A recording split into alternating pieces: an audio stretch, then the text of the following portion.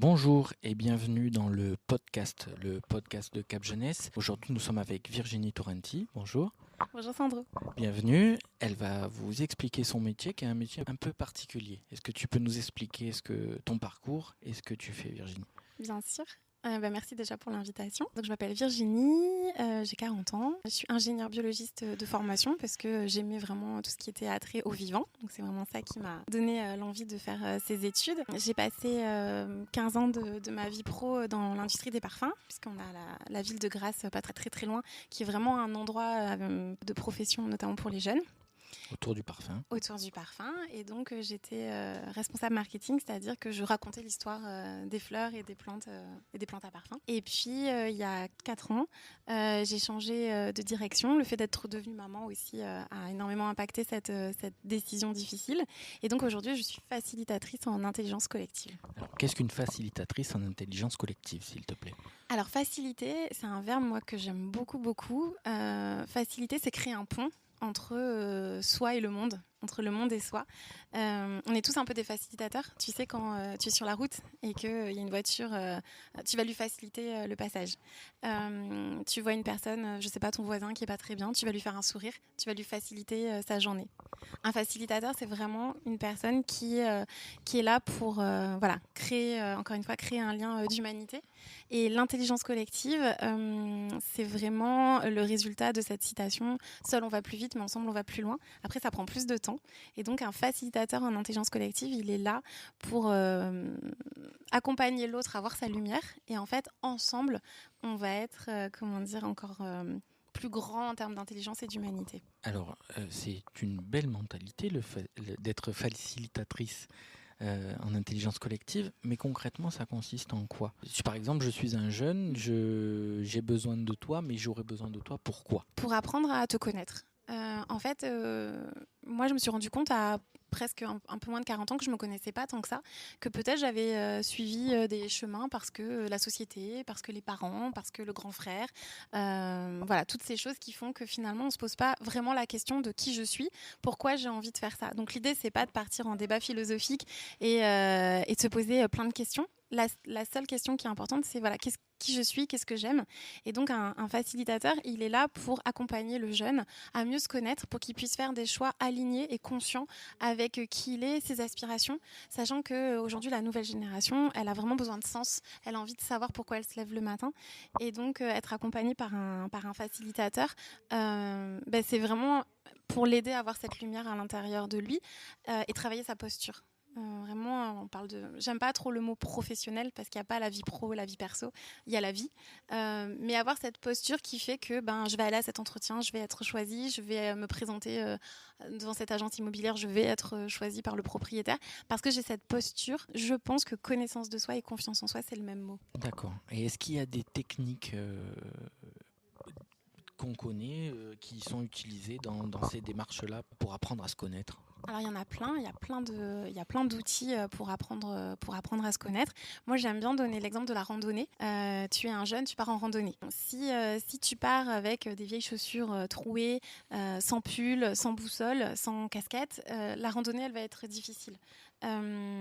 Avec les outils de connaissance de soi, tu peux pas savoir si la randonnée, si tu vas pas tomber dans un trou, si tu vas pas faire de mauvaises rencontres, mais elle sera plus douce parce que tu seras équipé. Donc la connaissance de soi, c'est tous ces outils qui te permettent de mieux t'équiper. Donc par exemple, moi, un de mes outils préférés, c'est l'ikigai, qui est vraiment ta boussole intérieure pour savoir est-ce que je dois prendre à droite ou est-ce que je dois prendre à gauche. C'est un peu comme dans Alice au pays des merveilles. À un moment donné, elle se retrouve devant le chafou et elle lui dit quel chemin je dois prendre. Et le chafou lui répond ça dépend où est-ce que tu veux aller. Et elle dit j'en sais rien.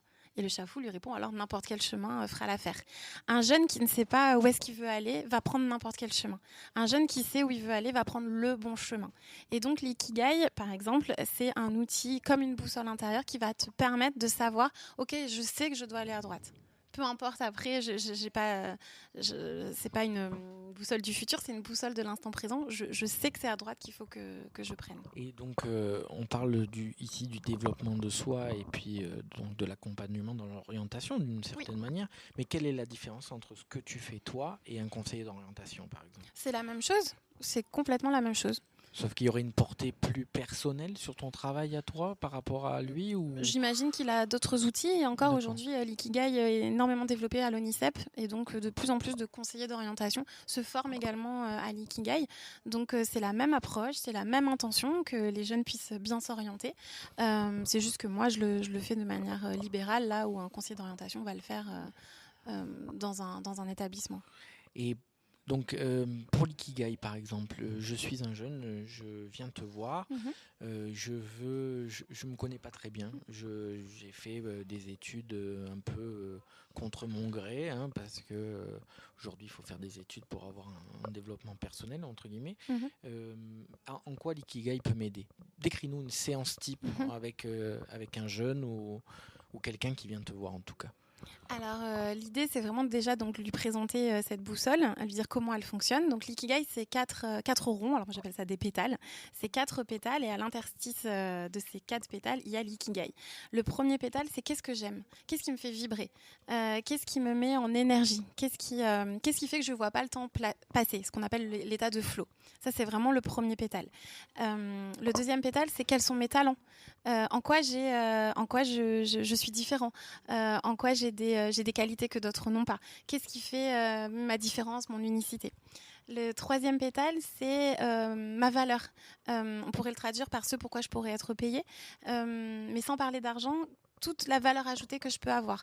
Y a des fois des jeunes qui ont du mal à répondre à cette question. Moi qui ai des enfants, je leur dis, par exemple, si tu dois garder mes enfants, qu'est-ce que tu vas faire? Il y en a, ils vont leur faire du sport.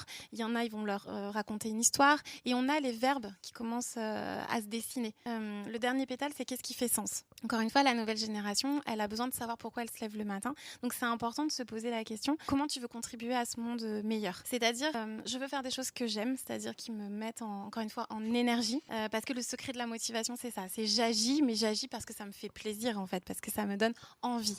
Le talent, je fais quelque chose, ce pourquoi j'ai du talent, donc ça fait gagner en confiance en soi et en estime de soi. Je suis payée pour ça, parce que l'argent aujourd'hui c'est notre système de troc, donc l'idée c'est de faire quelque chose qui nous permet d'être rémunéré. Et enfin de quelque chose qui fait sens, où j'ai vraiment l'impression, c'est l'histoire du colibri de Pierre Rabhi, que ce que je fais apporte un plus à mon échelle dans ce monde. Et là, pour ça, les jeunes sont assez...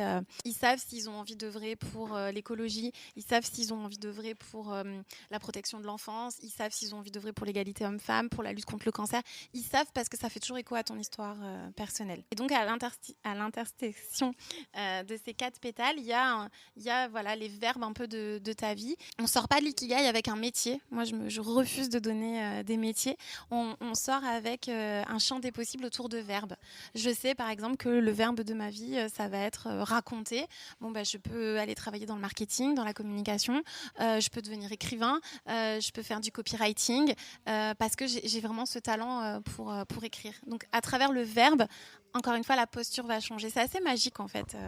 Oui, parce que ça donne... c'est juste ouvrir des pistes sans les cantonner dans un seul métier, par exemple. Exactement. Parce que ça a plus de sens aujourd'hui. Cette génération, elle va pas faire un métier toute sa vie. Elle va changer. Et donc, finalement, le verbe, c'est plutôt les métiers, c'est le verbe déguisé. C'est différents déguisements du verbe, mais derrière, ça sera toujours le verbe de ma vie qui est en action. Et si tu connais pas ce verbe-là, tu vas errer un petit peu comme Alice, pas savoir si tu dois prendre à droite ou à gauche. Et quand j'accompagne un jeune et qui découvre le ou les verbes de sa vie, quand il prend conscience de ce qui le fait vibrer, quand il prend conscience de ses talents, ce qui se passe, c'est que ses yeux retrouvent une étincelle, sa posture, il se redresse en fait, parce qu'il se dit mais en fait j'ai du talent, je pensais que j'en avais pas, et c'est là la magie du facilitateur, c'est de l'aider à prendre conscience de sa propre lumière, mais elle était déjà là hier, c'est juste qu'aujourd'hui on prend le temps de la montrer, et de lui donner confiance en lui. Exactement. D'accord, merci en tout cas pour toutes ces explications. Et si tu avais un mot de la fin pour définir ton métier et l'ikigai, quel que ce serait? C'est une bonne question. Je pense que je redirais que on ne peut avoir confiance en soi qu'en se connaissant. Parce que je me connais, je vais le dire d'une manière qui va faire que personne va m'embêter, on va me croire. J'aime bien donner l'exemple de introverti et extraverti. Les personnes introverties, c'est des personnes qui ont besoin d'être dans la solitude et le calme pour se régénérer. Là où une personne extravertie, elle a besoin de voir du monde, elle a besoin, après une grosse semaine, elle a besoin de sortir. Si tu te connais pas et que tu penses que la norme, c'est le vendredi soir de sortir, alors que toi, t'as qu'une envie, c'est d'être dans ta grotte, tu vas t'excuser, excusez-moi les gars, je suis désolée, je reste à la maison. Alors que celui qui se connaît, il sait qu'il est introverti, il va dire non mais là j'ai vraiment besoin de rester tranquille. Et comme par hasard, celui qui se connaît, on va pas l'embêter. Oui, Parce qu'il se connaît. On revient à la question de la confiance en soi. C'est par la confiance en soi qu'on s'affirme vis-à-vis des autres. Mais on ne peut avoir confiance en soi que si on se connaît. D'ailleurs, souvent, moi, j'accompagne des parents. Ils me disent, voilà, mon enfant n'a pas confiance en moi. Qu'est-ce que je peux faire ? Première chose à faire, c'est de lister tout ce qu'il sait faire. Je sais faire du vélo. Et on revient avec les verbes. J'ai conscience de toutes ces choses que je sais faire. Et ma confiance, d'un coup... alors que 5 minutes avant, j'avais l'impression de ne pas en avoir et que ça allait me prendre toute une vie. En fait, je me rends compte que je sais faire plein de choses et que finalement, j'ai plus confiance en moi que je le pensais. Merci beaucoup pour ces explications, Virginie. Merci à toi. Merci.